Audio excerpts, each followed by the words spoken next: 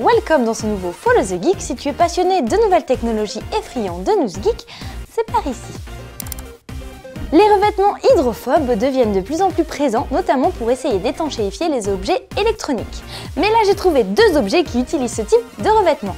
Pour les flemmards, une assiette qui se nettoie après un simple rinçage. Yes, fabriquée entièrement en cellulose, ouais en pâte à papier quoi. Et avec un revêtement super hydrophobe sur le dessus. Le matériau repousse les liquides au niveau moléculaire, ce qui provoque des gouttelettes qui perlent. Pas encore commercialisée, l'assiette doit être approuvée pour la consommation de nourriture. Parce que si le revêtement est nocif pour la santé, c'est quand même pas tip top pour les enfants. Non mais au pire, vous pouvez quand même en faire un super chapeau.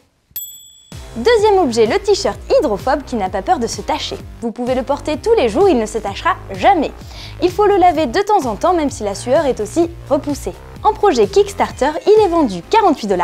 Fini les concours de t-shirts mouillés les gars. Non mais comment on lave un t-shirt qui repousse l'eau? Heureusement que je suis là.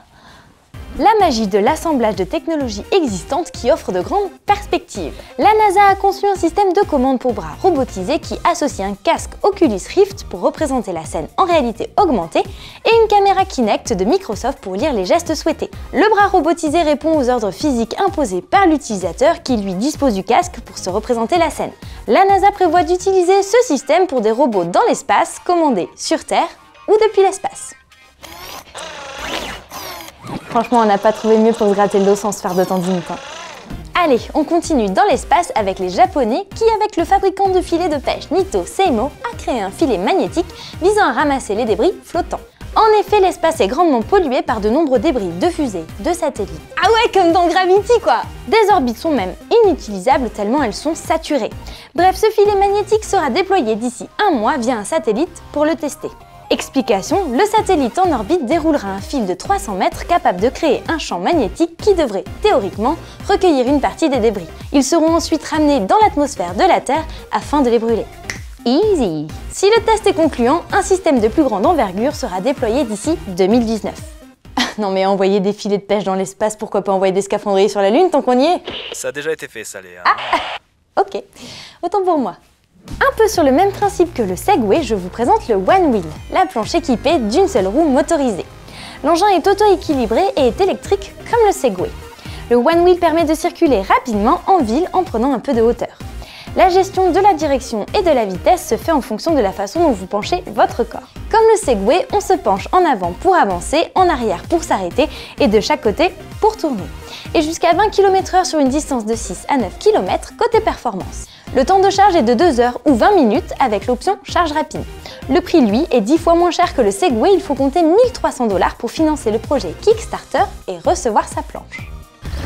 Sinon, j'ai aussi inventé ce modèle à 2 roues. Il est moins cher et il existe aussi en rose.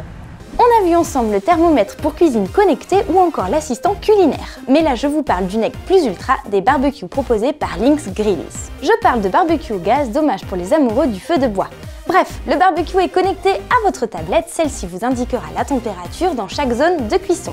En indiquant les aliments qui sont en train de griller, le système calculera le temps de cuisson idéal et vous indiquera quelle zone utiliser. Trop balèze le barbecue. Et comme il est équipé d'une reconnaissance vocale, vous pouvez lui transmettre ordre et informations. Le barbecue, lui, communique par des alertes sonores visuelles ou sur la tablette. Et enfin, pour sécuriser le barbecue, ce dernier peut décider de s'éteindre si aucune cuisson n'est en cours ou prévue. Vive la cuisine connectée! Aujourd'hui c'est saucisse! Oh non, par pitié, ça va encore me mettre du gras partout, je vais sentir la merguez. Et si on faisait du poulet grillé? Pour terminer ce Follow the Geek, la news qui peut faire peur, ou presque. D'ici le 8 avril, Microsoft ne proposera plus de support et mise à jour pour Windows XP. Malheureusement, cette très vieille version de Windows équipe 95% des distributeurs de billets selon Business Week. Ouch. Bon, on se rassure un peu puisque l'on estime que d'ici là, 15% des distributeurs seront équipés de Windows 7. Ouais non, en fait c'est pas du tout rassurant.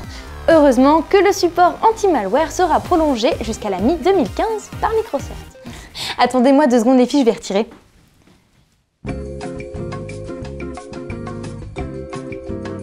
Vous avez sélectionné retrait. Quoi? Non! Non! Follow the Geek, c'est fini, à la prochaine. En avant Didier!